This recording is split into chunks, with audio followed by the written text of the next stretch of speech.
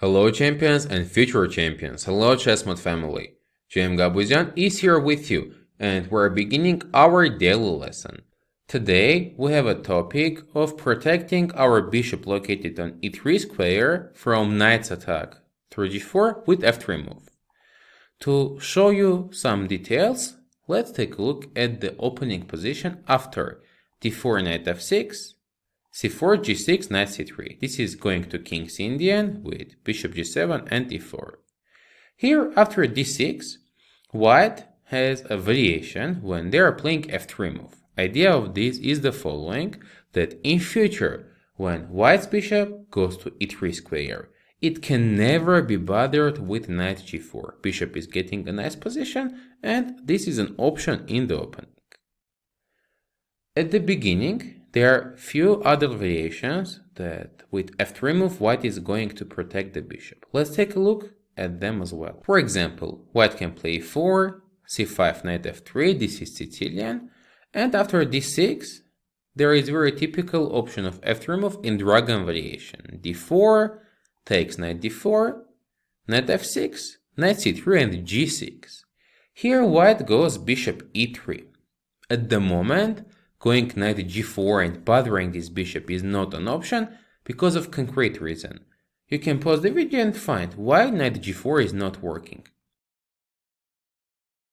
Since this knight is protected by bishop on c8, white goes bishop b5 check, and out of a sudden this bishop will be distracted. Now, if black goes knight d7 or bishop d7, we are capturing this piece. Here this bishop is under a pin.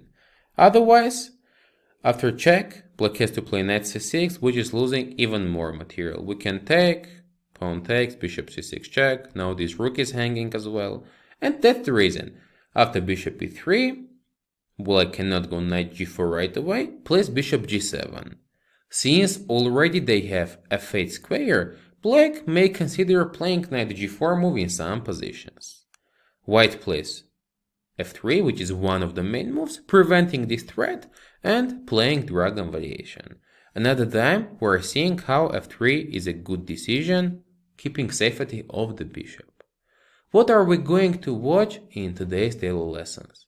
Some situations when f3 is not enough to protect this bishop, and because of this move, different problems are happening.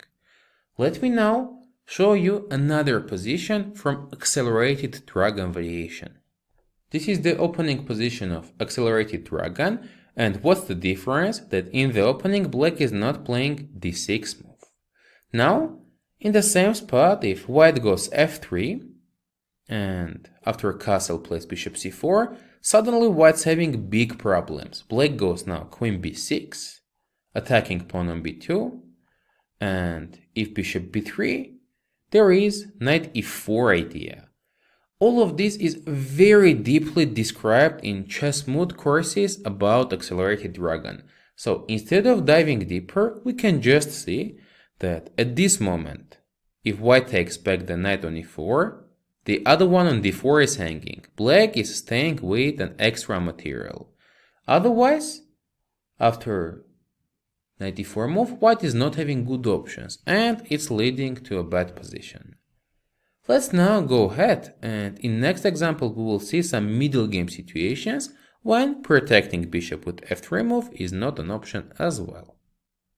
At this moment, it's white to move. We have a good pressure through this long diagonal and threat of knight g4. White decided to go f3, and I offer you to pause the video now, trying to think how to play here as black. What happens after f3? Even though it's preventing knight g4, we have two knights ready for this move, and when we go knight g4 takes, the other one is still going to g4. Now, bishop on e3 is under attack, and this bishop is protector of knight on d4 square. Suddenly, white is getting a lost position. On the next move, whatever it happens, we are going to take this bishop and take the knight on d4 as well. For example, after king h1, knight e3, rook e3 and bishop d4. Black's getting a winning position. That's why, at the beginning, White was supposed to start with h3 move. Already now knight g4 doesn't make sense. White can take, and when we take, this bishop is protected by the pawn on f2, so knight e3 is no longer a threat and we are losing the piece. Let's go ahead and see another position. Here it's white to move, and last move of black was pawn on f6, trying to prevent all knight g5 ideas. How are we going to play is the question. Pause the video and make your decision. Still, white has an option of knight g5 move. After pawn takes, we play knight g5. Now, queen h7 checkmate is hanging. If black tries to play bishop to f5, the least we are having is to play e4, the knight is under a pin, bishop d5 is coming, white is staying with the extra material. Otherwise, after knight g5, if black is protecting the queen h7 mate threat with h6 or g6 move, which is the same, we play knight e6, queen e6 and e4, winning back the knight and staying with extra material. Another time, seeing that f6 move is not enough to protect the bishop. To summarize today's daily lesson, we can learn that when we're developing our bishop to the third rank, there is always an option for opponent, if they are having knight on f6, to play knight g4 move. We need to be aware of it. And as well, we can know sometimes pawn move f3 is not important. This is a good tactical resource, as you have seen, working out very well in special conditions. Let's go ahead and you will get your homework position for this topic. Here is white to move, and you can share your thoughts and ideas how to play here in the comments section below. Gabuzyan was here with you. Thank you for your subscriptions, likes, and sharing this video with your friends. We appreciate it a lot. See you next time during our next daily lessons.